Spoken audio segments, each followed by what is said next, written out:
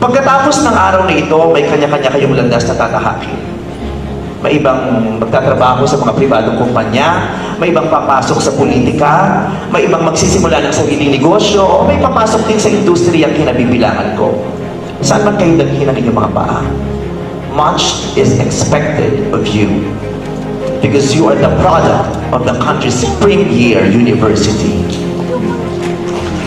You are expected to spark change, not chaos.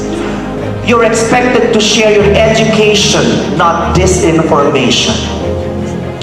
Hindi kayo ang magsisimula ng korupsyon. Hindi kayo maghahasik ng kasinungalingan. Hindi kayo ang magliligaw at magmamanipula ng opinyon ng publiko. Hindi kayo ang magpapasimuno ng impunidad. Hindi kayo ang magtatakip sa mga dapat managot sa batas tulad ng ibang politiko na nagtapos din sa universidad na ito kaya na lamang nila Senator. Basta, alam nyo yun.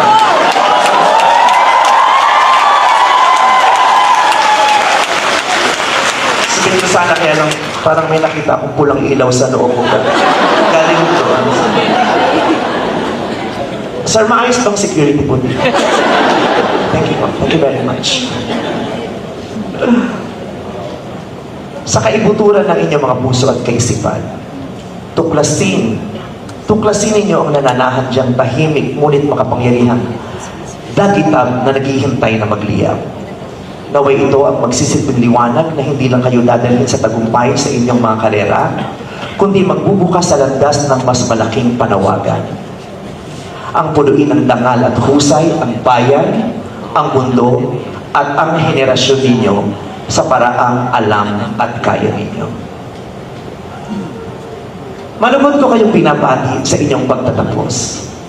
Mabuhay ang pag-asa ng bayan. Mabuhay kayo ng mga scholar ng bayan. Magandang hapon.